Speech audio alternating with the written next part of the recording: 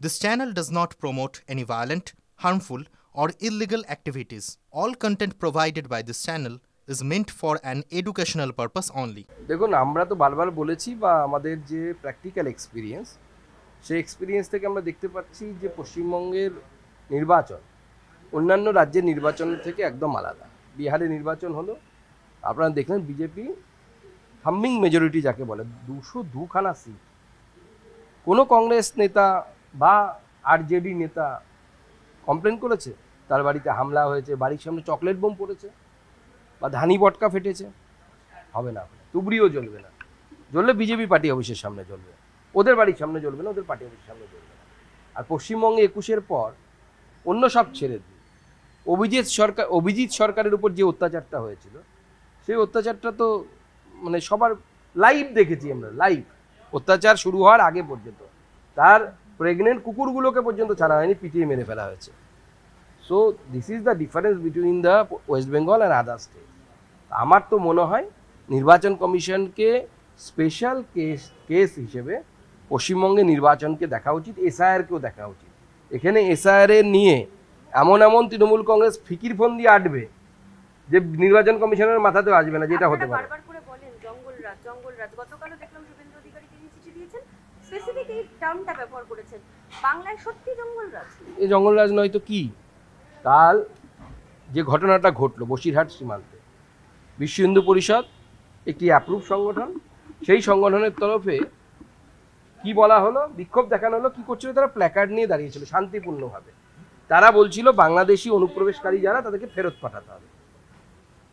সেখানে বলা হলো তৃণমূল কংগ্রেসের তরফ থেকে, এবং তৃণমূল কংগ্রেস, আমি আজকে জানতে পেরে অবাক হলাম, ওখানে যারা বসে আছে যারা বাংলাদেশি নাগরিক তাদেরকে খাওয়ানো, বসার ব্যবস্থা, মাথার উপরে আচ্ছাদন ব্যবস্থা সব তৃণমূলের লোকাল পঞ্চায়েত সদস্য করছে। তার মানে এই পঞ্চায়েত সদস্য বা এর পূর্বপুরুষ কেউ না কেউ একসময় বাংলাদেশ থেকে এসেছে, সে ভারতীয় নয়। বাংলাদেশিদের প্রতি এত যদি মোহ থাকে কনফার্ম। এবং শুধু তাই নয়, সেখানে বিশ্ব হিন্দু পরিষদের যারা নেতা ছিলেন, ডক্টর সূর্য ব্যানার্জি থেকে শুরু করে অন্যান্যরা, মিডিয়া পিট পেটানো হয়েছে। একটি পত্রিকার, আমি তার নাম নিচ্ছি না, বাংলার সবচেয়ে বহুল প্রচলিত পত্রিকার 60 বছরের বেশি বয়স্ক সাংবাদিককে ফেলে তার বুকের উপর পা দিয়ে দাঁড়িয়েছিল এই তৃণমূল কংগ্রেসের ওখানকার মেম্বার এবং অন্যান্য যারা গুন্ডা ছিল, যারা ইসলামিক জিহাদি গুন্ডা থাকছে। তারা বলছে ভারত মাতা কি জয় এখানে বলা যাবে না।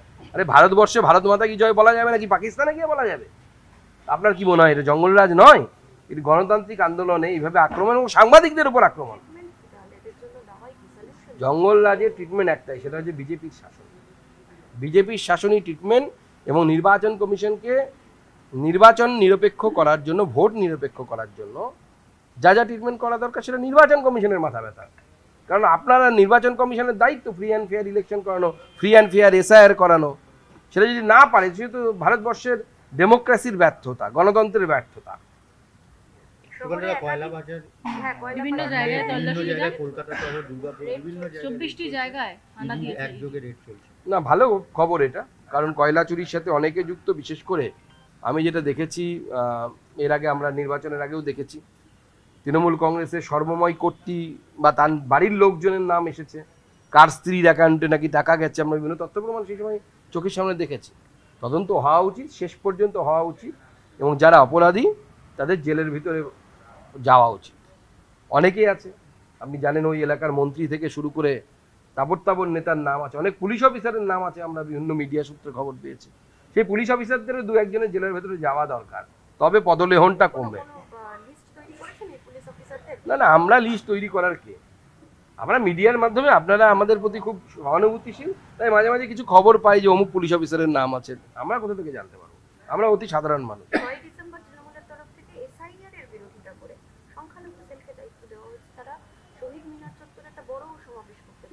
এর মূল উদ্দেশ্য হচ্ছে হিন্দুদেরকে ভয় পাওয়ানোর চেষ্টা করা। এটা বরাবরই তৃণমূল কংগ্রেস করছে। 21-এর নির্বাচনের পর যে পোস্ট পোল ভায়োলেন্স ছিল, তাতে মূলত তৃণমূল নেতারা, হিন্দু নেতারা সামনে ছিল, পেছনে পুরো এই জেহাদি মুসলিমদেরকে ব্যবহার করা হয়েছে। রাম মন্দির ভারতবর্ষে প্রতিষ্ঠা হয়েছে, তৃণমূল কংগ্রেসের সংখ্যাগুরু সেল যেই হোক, যতই চেষ্টা করুক, ভারতবর্ষ থেকে রাম মন্দিরকে কেউ হটাতে পারবে। এটা রামের দেশ, রামের রাজ্য, রাম রাজ্য প্রতিষ্ঠা হবে পশ্চিমবঙ্গে।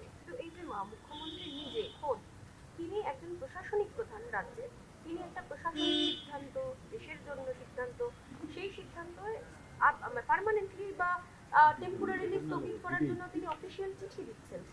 দেখুন মমতা ডেমোক্রেসির জন্য কতটা দেখুন মমতা বন্দ্যোপাধ্যায় ডেমোক্রেসি মানেন না, কোন দিন মেনেছেন? ওনার দলেই ডেমোক্রেসি নেই, পারিবারিক সম্পত্তি, প্রপার্টি। ডেমোক্রেসি থাকলে তো নিজের দলে ডেমোক্রেসি থাকতো। নির্বাচন হয় দেখেছেন, সভাপতি নির্বাচন তৃণমূল কংগ্রেসে, দিদির মঞ্চে ঘুরতে ঘুরতে মাথায় উঠলো বাই তো কটক যায়, এই প্রান্ত গিয়ে মনে হলো এই তুই সভাপতি হয়ে গেল, তুই জেনারেল সেক্রেটারি হয়ে গেল। নিজেরাই জানে না কে কজন জেনারেল সেক্রেটারি আছে তৃণমূল কংগ্রেস।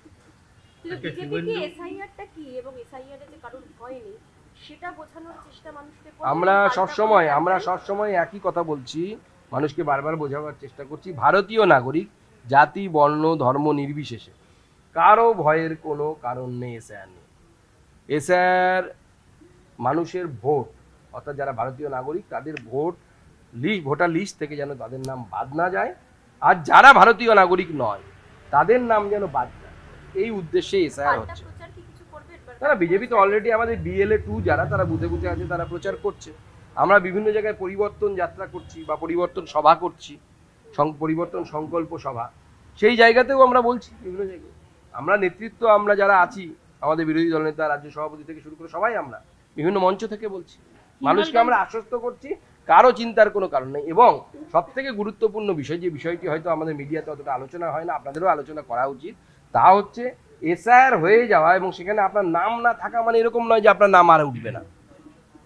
আপনি উপযুক্ত তথ্য প্রমাণ দিয়ে কারো 18 বছর, আমি গতকালও বলেছিলাম, 18 বছর যদি পূর্ণ হয় এসআইআর এর পর, সে তার তথ্য দিয়ে বাবা মার ডকুমেন্টস দিয়ে তার নাম উঠবে, পরেও উঠবে।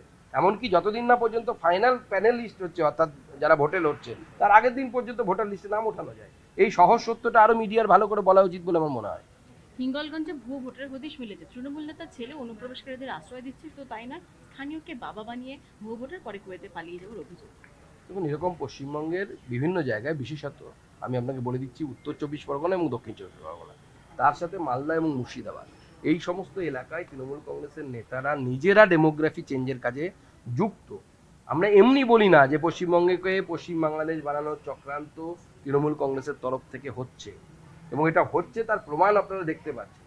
এই 300 লোক যারা ওই ফকিরগঞ্জ সম্ভবত সেখানে যে বসে আছে, বা বসিরহাট জেলার বর্ডারে, it is the tip of the iceberg.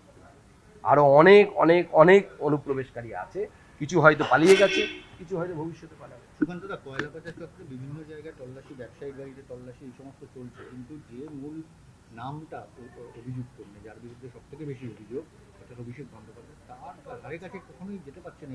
দেখুন, ইডির তদন্ত একটি নির্দিষ্ট পদ্ধতিতে চলে। ইডিকে খুঁজে বের করতে হয় ফিনান্সিয়াল ট্রেল, অর্থাৎ পয়সা কোন দিক থেকে কোথায় গেছে। যারা বোঝেন এটা, তাদের কাছ থেকে আপনারা জেনে নেবেন এটা অত সহজ কাজ নয়। যে আপনার কাছ থেকে টাকা গেছে, সেই টাকাটা যে কয়লারই টাকার তো রং গন্ধ বর্ণ হয় না, কয়লার টাকা হলে তো কালো রং হয়ে যায় না। এই যে ট্রেলটাকে বের করা, এটা খুব কঠিন কাজ। ইডি লেগে আছে। ইডি ভারতবর্ষের এখনো পর্যন্ত সব থেকে সাকসেসফুল এজেন্সিগুলোর একটি এজেন্সি। আমার বিশ্বাস আপনাদের যেটা মনের ইচ্ছা, বাংলার মানুষের যেটা মনের ইচ্ছা, খুব শীঘ্রই তাদের